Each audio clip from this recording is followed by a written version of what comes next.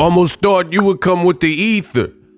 Showtime Steven Espinoza ethers Ring Magazine for excluding Jermell Charlo, the undisputed 154-pound champion, from the Ring Magazine top 10 pound-for-pound list.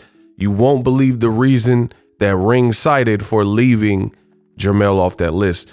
That's what I want to talk about in this video.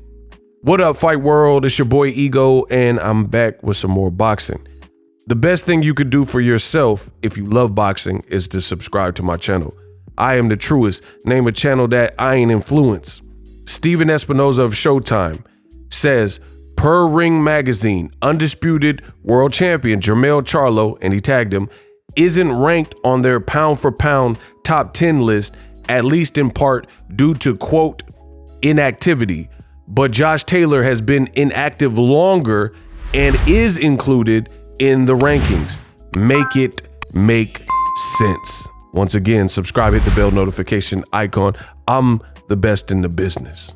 In a lame attempt to justify why Ring Magazine has excluded black fighter and undisputed champion Jermell Charlo from the 154-pound weight class, and he's not on the top 10 list, their top 10 list, you know, they said it's because he's inactive. Steven Espinoza points out what I just read to you. How is Josh Taylor on their list, top 10 pound for pound? And guess what? He's been more inactive. Ego fact checkers, let's go. Josh Taylor's last fight was in February 26, 2022. Let's look at Jermell Charlo. Boom.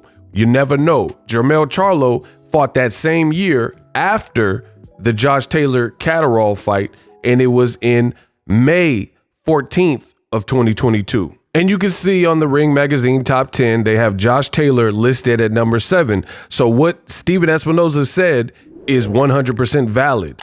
How do you have Josh Taylor, who fought in February of 2022, on the list number 7, but you don't have Jermell Charlo, and he fought in May of 2022? But wait, it gets a whole lot dumber. Ring Magazine, one of the heads of Ring Magazine, tried to justify it when he was called out. This is the justification. It reads, Josh Taylor has a fight scheduled June 10th, and he had fights scheduled prior to that date as well. Jermell remains Ring undisputed 154-pound champion, and I'm sure he'll be back in the pound for pound when he returns. A few problems with this.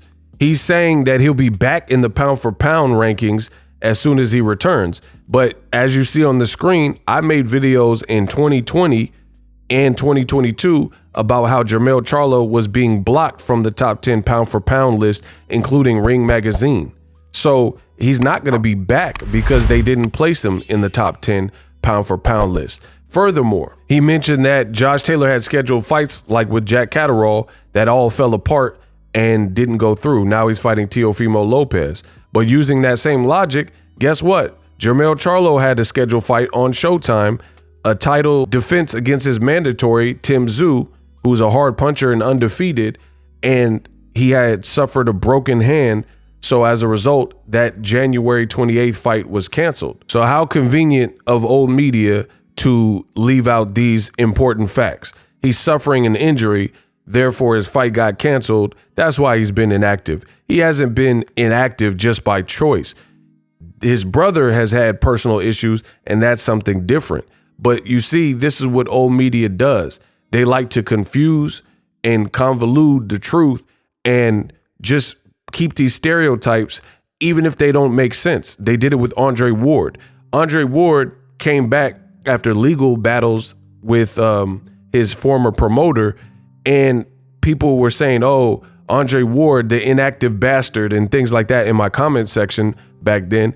And even though Andre Ward had already made a comeback and broke this dry spell of inactivity, people still kept calling him Inactive Ward, which makes no sense. Jermell Charlo suffered an injury. He fought after Josh Taylor. Why is he not ranked top 10? It sounds stupid. Ring Magazine was better off saying nothing because they've been completely exposed with these falsehoods. You don't have Jermell Charlo, a black American fighter, in your top 10 for whatever reason, and we know what that reason is, and you put Josh Taylor. You can't justify it. And finally, if we're talking about pound for pound top 10, Josh Taylor was forced to relinquish all but one of his belts, so he's no longer undisputed. Meanwhile, Jermell Charlo still is undisputed. I raise you this. In addition, Josh Taylor is number 7 on their top 10 pound for pound list, right? His last performance, I and a lot of people thought he should have lost to Jack Catterall. Versus you look at Jermell Charlo, his last performance, he had a tough draw with Brian Castano, a champion. Jack Catterall wasn't a champion, he was a challenger and mandatory. Charlo had a unification for undisputed, tough fight, and then his last fight was the rematch with Castano, and we all know how that played out. Jermell Charlo knocked him out in what was a competitive fight. So it's not like Castano did the Andy Ruiz and came back looking different and out of shape and stuff like that. He came to fight, and Jermell started to pull away. So even if we're going off pound for pound, how is your guy, Josh Taylor, the pound for pound guy, and many people think he didn't even win his last fight, versus Jermell Charlo emphatically put the controversies to bed by knocking out Brian Castano. It's looking real bad for Ring Magazine. I'm the best in the business. That's called an execution, and I just executed. Checkmate. Introducing Super Thanks. Right here on the official Boxingego YouTube. Super Thanks allows you, the viewers, to show a little bit of extra gratitude, which enables me as a full-time content creator to push out the content you need in the world of boxing. Underneath all the videos, you will see a heart with a $sign in it. You can enter any amount that you find suitable as a super thanks. A brand new, interactive, and colorful way to get your comments highlighted and noticed by not only myself, but other people on the YouTube platform. Super thanks, a unique and cool way to show and applaud us full-time content creators. Hopefully you guys enjoy the content. Super thanks. The future is now. The Hibernation 5s by Kenichi Bear.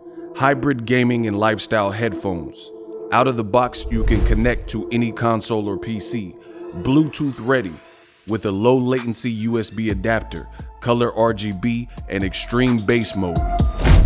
The Hibernation 5s adjust to you. Whether you need a gaming, travel, gym, or lifestyle headphones, the Hibernations got you covered. The new Hibernation 5s, link in the description. Customize the way you hear the world. Welcome to the nation.